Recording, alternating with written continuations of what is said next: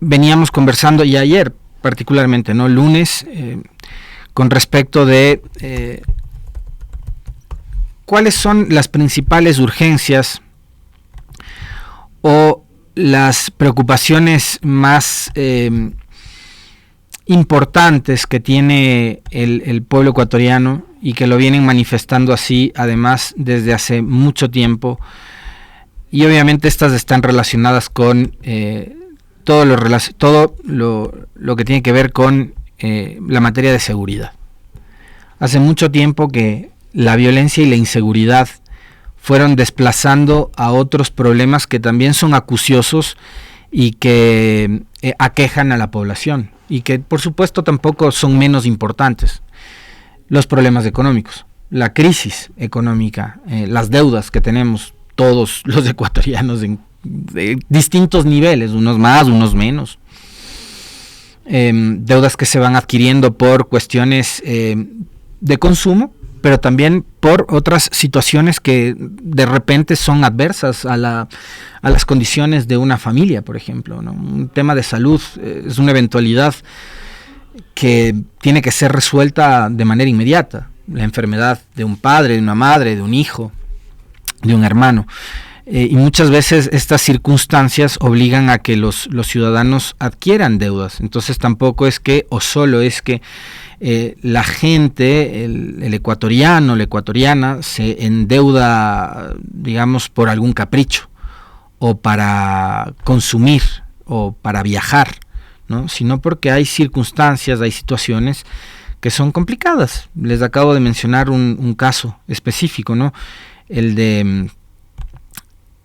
de una situación vinculada con la salud de un familiar.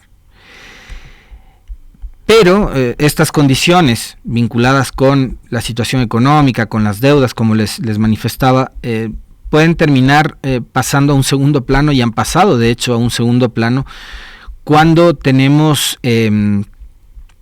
a la violencia y la inseguridad acechando todos los días a la población en este país, ¿no? Y este no es un tema menor, y es un tema que no han logrado resolver específicamente los últimos dos gobiernos, el de Lasso y el de Noboa, que son además los dos periodos últimos en los que la inseguridad ha tenido unos brotes muy importantes, muy fuertes, y que nos han dejado cifras que están ahí, que no nos las hemos inventado nosotros, y vamos a citar ahora justamente las últimas cifras que tienen que ver con la violencia, y que dan cuenta de, por un lado, lo ineficiente que ha resultado la intervención del Estado y de la fuerza pública en contener, en neutralizar la avanzada de la violencia, de la inseguridad, de los grupos de crimen organizado, y por otro también creo que esto nos da cuenta de lo cada vez más preparados o mejor entrenados que podrían estar los delincuentes.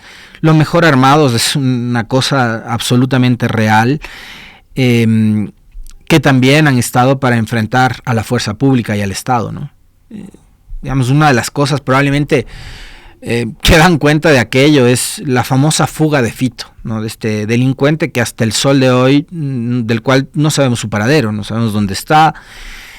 De hecho, se sabe tan poco sobre la fuga de Fito que hasta el sol de hoy los ecuatorianos no podemos saber con absoluta certeza en qué fecha se fugó. Lo que sabemos es que entre el 6 y el 8 de enero del 2024 se conoció, una vez que pasaron lista dentro de las cárceles en la provincia del Guayas, que el hombre ya no constaba en las celdas, ¿no? Entonces descubrieron que Fito se les había fugado, se fugó en el gobierno de Noboa. Poco y nada, ¿no?, sobre el trabajo de inteligencia por parte del Estado como para determinar con exactitud la fecha de fuga de Fito, y hoy, por supuesto, también poco y nada con respecto de el paradero de este delincuente. Entonces, eso como un ejemplo de lo que les decía hace un segundo, de lo preparados que están, de la de los niveles de adiestramiento que tienen estos sujetos, de la contrainteligencia que manejan, que aparentemente es mucho mejor que la inteligencia que debería tener el Estado ecuatoriano y sus grupos de seguridad, policía, fuerzas armadas, en este caso SNAI también, que se encarga de la seguridad de las cárceles, y el Estado en su conjunto, ¿no? Entonces, si logras fugarte de una cárcel, como lo hizo Fito, y hasta el sol de hoy no dar rastro del paradero, se nota que tiene muy buena información, que está muy bien financiado, por supuesto también, para, por ejemplo, sostener a su familia viviendo en la Argentina o regresar al Ecuador y vivir en mansiones en diferentes ciudades del país, pero adicionalmente para tener los equipos necesarios de comunicación, etcétera, como para poder movilizarte de un lugar a otro. Y a pesar de eso, bien, digamos, sobre este asunto de Fito, recordarán ustedes que parte del relato oficial ha sido escuchar de parte de autoridades de la fuerza pública decir, tenemos un 45%, un 50%, un lo que sea por ciento de avance sobre el paradero. La cosa es que hasta el sol de hoy no sabemos dónde está, dónde se esconde. Sobre el tema de Fito en época de campaña electoral también se dijo muchísimo de que ya le encontraban, de que iba a aparecer en primera vuelta, en segunda vuelta, etcétera, que lo tenían como una suerte de as bajo la manga, ¿no? Para dar un golpe de efecto en la elección. Que a la larga también uno se pregunta si es que era o no era necesario, tal como se dieron las cosas, ¿no? Pero el hecho está en que no sabemos nada y que no le encuentran a Fito, ¿no? Y hago nuevamente énfasis en eso, en lo probablemente poco eficiente que ha sido el Estado y la fuerza pública para contener y para neutralizar la arremetida de estos grupos delincuenciales. Y hoy tenemos cifras actualizadas, que además tienen como fuente la propia Policía Nacional, que nos revelan el nivel de incremento de violencia y de inseguridad que ha experimentado este país durante este año 2025. Ayer circuló un documento que tiene como fuente la Policía Nacional, que nos dice que en el primer trimestre del 2025 el Ecuador ha alcanzado las 2.361 muertes violentas. Primer trimestre. Hay un contador de muertes violentas de la Policía Nacional que es el que arroja esta cifra. Esta cifra no se la ha inventado este noticiero, no se la ha inventado X medio de comunicación, no. Son datos de la Policía Nacional. 2.361 muertes violentas. El 2024 se registraron 7.033 muertes violentas, que sin lugar a dudas, y eso hay que decirlo, evidencia también una reducción importante si lo comparamos del 2024 con el 2023, gobierno de Lasso y de Noboa, porque Noboa asume el poder el 23 de noviembre, de hecho estamos a un día, mañana, de que el señor Noboa cumpla 17 meses al frente del poder, ¿no? Entonces 2023, Lasso gobierna hasta noviembre y diciembre, y asume el poder Daniel Noboa después de haber ganado las elecciones el 15 de octubre del 2023.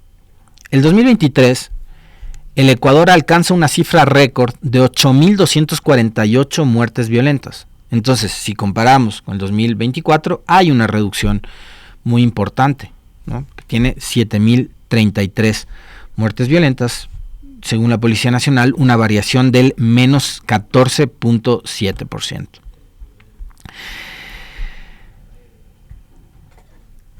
Sin embargo, la cifra que nos preocupa ahora es la actual, ¿no? Estas 2.361 muertes violentas en el primer trimestre del 2025, lo que significa un 65% más de los homicidios registrados en el mismo periodo del 2024. 65% de incremento, si es que tomamos en cuenta el primer trimestre de este año en comparación con el primer trimestre del año pasado.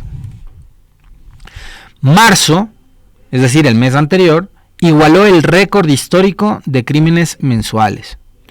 Los crímenes de los primeros 3 meses del año marcaron un nuevo umbral de brutalidad en el país. Así recogen medios de comunicación la información de la Policía Nacional. Esta nota es del portal digital Primicias, no es de Radio Pichincha, no es de ningún medio de comunicación que tenga una orientación política que no sea la misma que tiene la línea del gobierno nacional. Es el portal digital de Primicias. Los crímenes de los primeros 3 meses del año marcaron un nuevo umbral de brutalidad en el país, con masacres urbanas inéditas y un incremento de asesinatos múltiples en las provincias costeras. El primer trimestre del 2025 se convirtió en el más violento de la historia reciente del Ecuador. Entre enero y marzo, el país registró 2.361 muertes violentas, según registra la base de datos abiertos del Ministerio del Interior y de la Policía. Esta cifra no solo representa un aumento del 65% respecto al mismo periodo del 2024, cuando se reportaron 1.428 crímenes, también supera en 39% los homicidios ocurridos en el primer trimestre del 2023, 1.698 casos, que terminó como el año más violento en la historia del país. Fíjense ustedes esta locura, ¿no?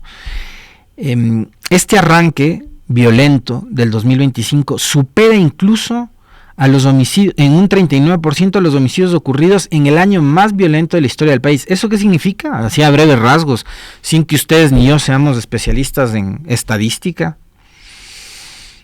Que si seguimos como hasta ahora, el 2025 podría ser el año más violento en la historia de este país, por encima del 2023. Así de simple. O sea, si seguimos como hasta ahora, con 25 asesinatos al día, con un promedio de más de un asesinato por cada hora, este país se va a convertir en un récord. Un récord que además obviamente nos avergüenza, pero más que provocarnos vergüenza, nos produce miedo. Nos provoca miedo, porque en ese país que está ahora mismo alcanzando cifras récord en inseguridades, en el país que vivimos ustedes y nosotros, nuestros hijos viven en este país, que tiene un asesinato más de un asesinato por cada hora. Además, marzo de este 2025, con 831 homicidios intencionales, igualó a octubre del 2023 como el mes con más crímenes registrados desde que existen datos oficiales estandarizados en Ecuador. Esto es desde el 2010, ¿no?, que existen estos datos y estas estadísticas. Es decir, el mes pasado igualó el tope histórico de crímenes mensuales, que lo tenía hasta marzo anterior, octubre del 2023, como el mes más violento de la historia. En tanto que el Estado responde a la violencia desbocada con medidas excepcionales, sucesivos estados de excepción en provincias priorizadas desde enero del 2024 con el actual gobierno, ¿no? Michelle Maffei, analista de seguridad y experta en prevención del crimen organizado, advierte que esta estrategia hipermilitarista, enfocada en responder al problema más de manera reactiva que preventiva, ha contribuido al fenómeno de atomización, es decir, fraccionamiento y reproducción de las bandas criminales. Y esto termina impulsando nuevos y más cruentos ciclos de violencia, porque estas bandas no es que se desarticulan cuando, por ejemplo, nos montan estos famosos operativos de incursiones en las que los propios ministros van disfrazados de G.I. Joe a Durán, a Montesinaí, etcétera. No es que los cárteles o estos grupos de delincuencia organizada, por la aparición de los operativos militares y policiales, se desarticulan, se desarman, ya, se diluyen y se acaban y desaparecen. No, el problema es que se dividen y provoca este efecto que señala a la especialista que ha sido consultada por el medio Primicias, que es el fraccionamiento y atomización de estas bandas. Entonces los choneros ya no son solo los choneros, son los chone killers, son A, B, C, D, X, Y, banda de delincuencia organizada. y ya no entras a operar únicamente en determinado barrio o sector de Durán, sino que migras y te vas a Daule, te vas a San Borondón, te vas a Guayaquil, o si es que crees que en Guayaquil, en Durán, hay mucha presencia de los militares y de los policías a través de estos patrullajes y de esta denominada hipermilitarización, como la ha denominado también la experta, optan por hacer algo que ya nos alertaba hace algunos días atrás en una de las entrevistas aquí en este espacio la legisladora Ana Galarza. Ambato, Guaranda está a escasas 2 horas y media, 3 horas de Guayaquil, 2 horas y media de Durán. Ambato, 5 horas. Te trasladas a ciudades como Guaranda, como Ambato, que se vienen a convertir en nuevos centros de funcionamiento o en nuevos lugares en donde finalmente terminan primero refugiándose y después operando estas bandas delincuenciales que, como les digo, lo que hacen es mutar, que es lo que señala además la especialista que ha sido consultada, ¿no? Los crecientes índices de violencia están desbordando las capacidades del Estado para enfrentar a grupos armados organizados, como los lobos, los choneros, según el más reciente decreto de estado de excepción 599 del 12 de abril del 2025. En el documento, el Ejecutivo admite que las capacidades del Estado han sido sobrepasadas y refiere que las herramientas ordinarias para combatir a estos grupos criminales se quedaron cortas, por lo que se menciona la necesidad de reformas del marco constitucional y legal. ¿Se dan cuenta que esto es algo que nosotros de ayer ya lo advertíamos y que probablemente también lo veníamos advirtiendo desde hace mucho tiempo atrás? Ahora resulta que el gobierno actual, y fíjense aquí cómo influye mucho esas campañas mediáticas, publicitarias, que pueden terminar siendo muy útiles en época de campaña electoral, pero terminan convirtiéndose en una suerte de engañabobos, ¿no? Porque además creo que, y los ecuatorianos hemos sido tan cándidos y tan inocentes, la mayoría, de creer, digo hemos sido porque finalmente somos 18 millones de ciudadanos en este país, ¿no? En general. Habemos unos que somos más incrédulos, más desconfiados, otros no. Y creo que ahí radica el gran problema, ¿no? El de la candidez, la inocencia,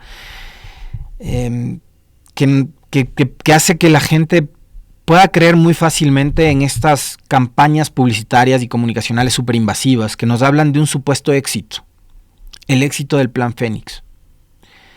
Cuando estamos viendo que en el último decreto de estado de excepción, el propio gobierno reconoce que los grupos armados organizados han sobrepasado las capacidades del Estado. El Estado tiene supuestamente el monopolio del uso de la fuerza y el control de organismos como la Policía Nacional y las Fuerzas Armadas, para citar dos y dejar por fuera lo que es el SNAI, lo que es el CIES, etc. Porque además creo que son las dos instituciones más fuertes, más grandes, más consolidadas. El SNAI es un nido de corrupción, una entidad que fue creada durante el gobierno de Lenín Moreno y que no ha podido dar respuestas a las permanentes crisis carcelarias. Pero ¿cómo es posible que los grupos de delincuencia organizada en este país sobrepasen la capacidad de actuar y de operar de las Fuerzas Armadas y de la Policía Nacional? O sea, entre ambas instituciones hay por lo menos 100.000 hombres. Y por citar un caso que se me viene a la mente, que es el que más conozco por la cantidad de información que hemos manejado acá, las entrevistas, el de la Policía Nacional, que tiene un presupuesto de $1.200 millones al año. Que lamentablemente, además de esos $1.200 millones, la gran mayoría de esos recursos se van en salarios. Y digo lamentablemente esto porque debería contar con más presupuesto probablemente, y más todavía después de habernos incrementado el IVA con el pretexto de que estaba enfocado en la seguridad aquello. Que vayan enfocados esos recursos a la inversión, o sea, a la inversión para tener más y mejores unidades de policía comunitaria, no esas unidades que se caen a pedazos, más y mejores patrulleros, y no esos patrulleros que tienen que estar empujando los policías. Que los policías tengan cada uno su arma de dotación y no tengan que prestarse entre el que sale y el que entra de turno, que cada uno tenga su chaleco antibalas que no haya caducado, y así por el estilo. El problema es que no ha habido inversión en materia de seguridad, y lo propio, creo, ocurre y ocurrirá también con las Fuerzas Armadas, es decir, cuánto de lo que se destina como presupuesto anual, más allá de lo que se destina a los salarios, además salarios que obviamente no podemos esperar otra cosa, ¿no? Que la fuerza pública gane un buen sueldo, por supuesto, que salarios que no han sido revisados durante los últimos 8 años también, y que ahora han pretendido contentarles con un bono que les van a otorgar por una vez. Pero más allá de eso, ¿cuánto se ha incrementado el presupuesto para invertir en seguridad? En todo lo que tiene que ver con logística, con equipos, con tecnología. A mí me resulta, créanme, muy preocupante que sea el gobierno, a través de este decreto, el que asuma que ya los choneros, los lobos, los chonequillers, los tiguerones y todos estos sobrepasaron la capacidad del Estado, y que las herramientas con las que actualmente cuentan no son suficientes y se han quedado cortas para contener, para neutralizar y para combatir la inseguridad. Es decir, señores del gobierno, presidente Noboa, ministros de Defensa y del Interior, estamos prácticamente doblegados como Estado ante los recursos que mueve el narcotráfico, la delincuencia organizada en este país. Ustedes, a través de, insisto una vez más en lo que les decía hace un momento, una millonaria campaña publicitaria, nos han vendido la idea de que había un plan Fénix y de que se había retomado el control de las cárceles y de que el Ecuador era un país más seguro. Es decir, cuando ustedes en el decreto reconocen de que la delincuencia ha sobrepasado las capacidades del Estado, ¿están reconociendo de que el plan Fénix no existe o de que toda la política de seguridad ha sido un fracaso? Es una pregunta. Me encantaría algún día plantearles esta pregunta a los ministros, a los encargados de seguridad del gobierno, que sé que como no han venido hasta ahora no van a venir nunca, pero sería buenísimo que alguien les haga esta pregunta.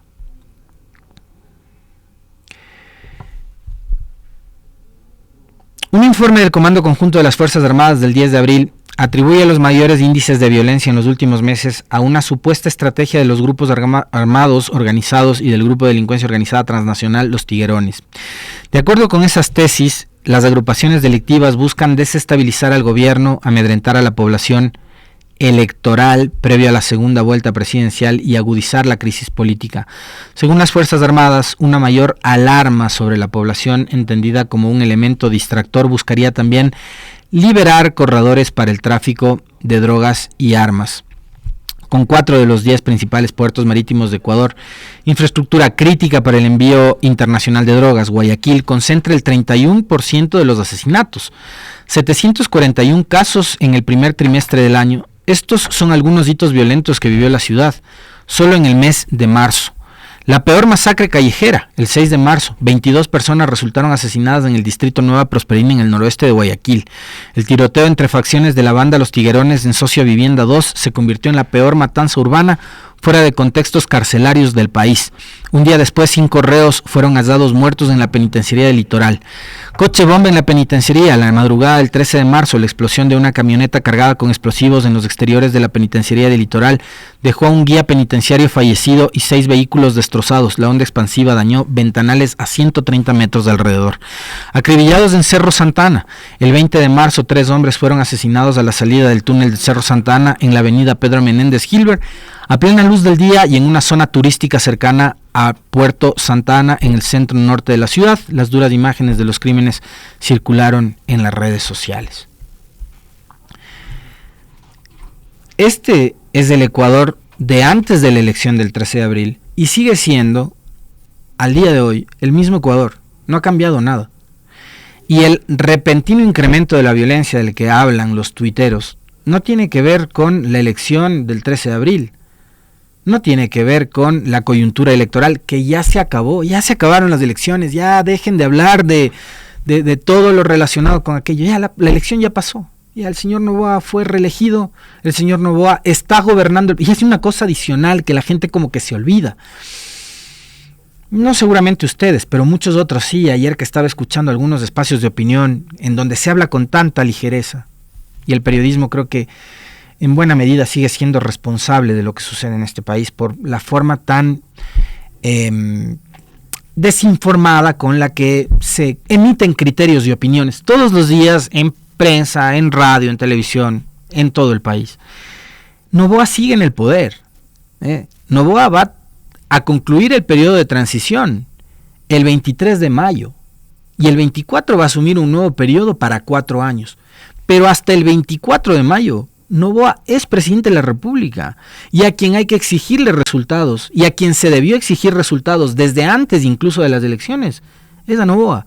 Y después del 24 de mayo tendrán que nuevamente volver a exigirle respuestas a Noboa y dejar de ver, como ya están planteando, responsables o descargar las culpas del incremento de la violencia, por ejemplo, en la Constitución, ¿no? Que eso es parte del relato de lo que les mencionaba hace un momento, de cómo ha avanzado la delincuencia y que cómo ha sobrepasado las capacidades técnicas, logísticas, humanas, tecnológicas, financieras del Estado.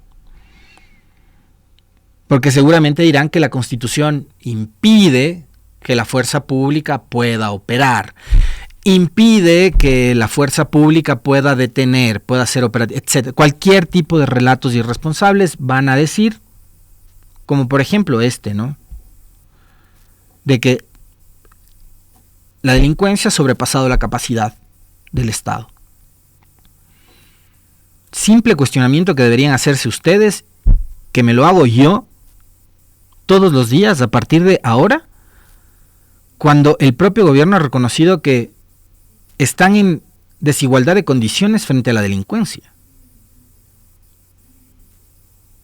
Citando un sketch cómico muy latinoamericano, la pregunta es, ¿y ahora quién podrá defendernos, no?